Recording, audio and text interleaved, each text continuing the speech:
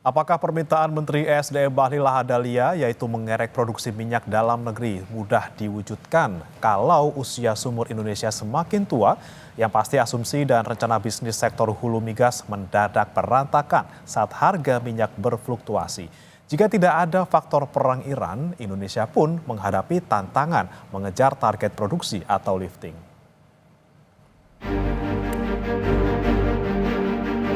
Meski harga minyak mentah dunia naik karena pecah perang di Timur Tengah, sektor hulu atau produsen minyak tidak selalu happy.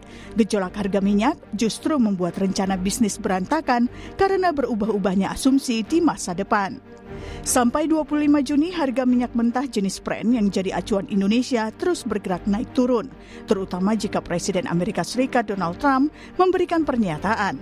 Setelah terbang tinggi nyaris ke $80 per barel, minyak mentah kembali melandai. Produsen atau perusahaan hulu migas bilang kenaikan harga minyak mentah tak serta-merta memberikan keuntungan besar bagi industri.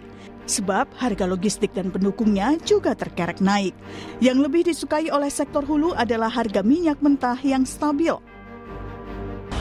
Saya sih berharap ya supaya perang di bagian lain di dunia ini itu bisa secepatnya mereda dan kembali ada understanding yang baik ya, sehingga untuk industri migas itu juga akan mempermudah ya, karena isu-isu harga minyak naik dan kemudian nanti turun, jadi gejolak-gejolak yang sangat variatif harga minyak ini jangan ada deh, supaya perencanaan untuk boleh eksplorasi, cari minyak dan gas lagi, dan untuk mengembangkannya tuh bisa berdasarkan asumsi-asumsi yang lebih baik.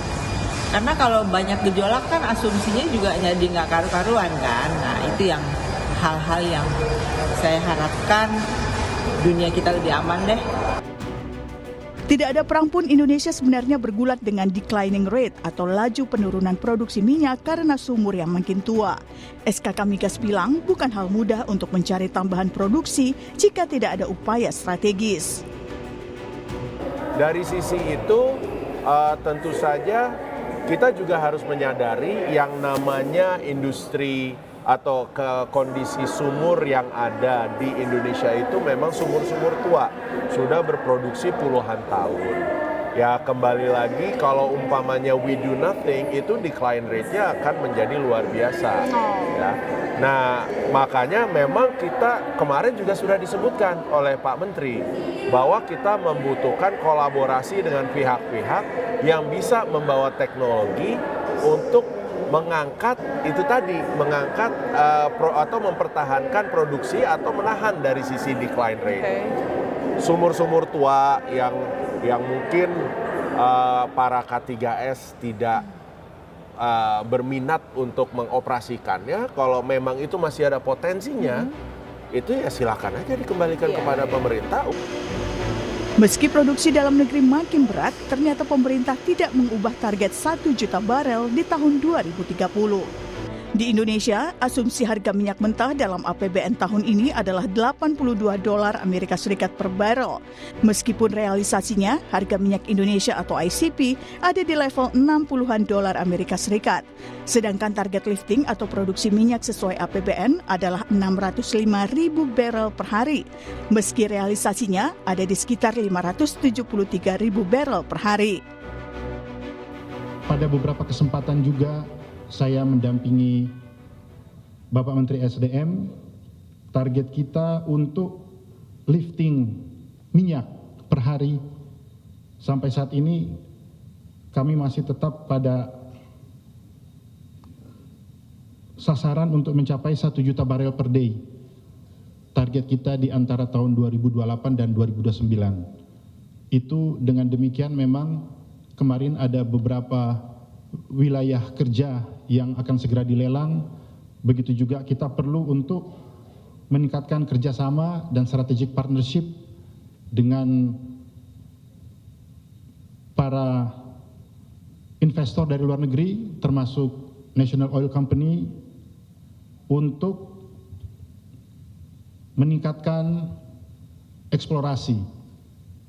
Karena kalau kita berbicara tentang peningkatan lifting, namun tidak ditambah dengan eksplorasi untuk mencari sumber temuan baru, tentunya akan sangat sulit bagi kita untuk mencapai target tersebut karena kita mengetahui natural decline dari sumur-sumur kita saat ini yang sudah masuk dalam kategori mature fields itu bisa sampai kurang lebih 20% per tahun penurunannya. Fluktuasi harga minyak mentah dunia juga mempengaruhi hitungan bisnis di masa depan. Kondisi ini sangat beresiko bagi sektor hulu karena migas adalah industri padat modal. Sebenarnya di migas itu kan, apalagi kita yang upstream ini, tantangannya adalah ya selalu ada risiko. Ya, risiko mulai dari risiko eksplorasi.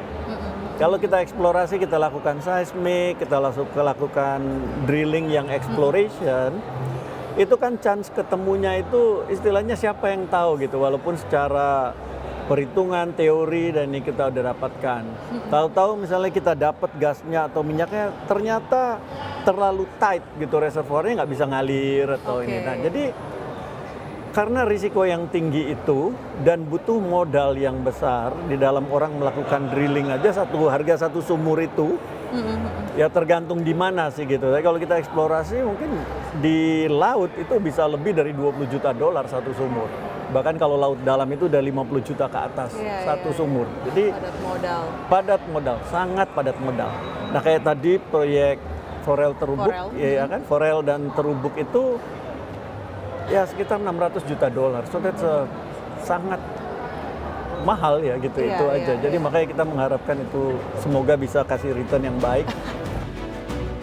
Faktor terbaru yang terjadi saat ini adalah Presiden Amerika Serikat Donald Trump yang kerap mengeluarkan pernyataan tak terduga dan menggerakkan pasar. Diah Megasari Anjaya, Tim Liputan, Kompas TV.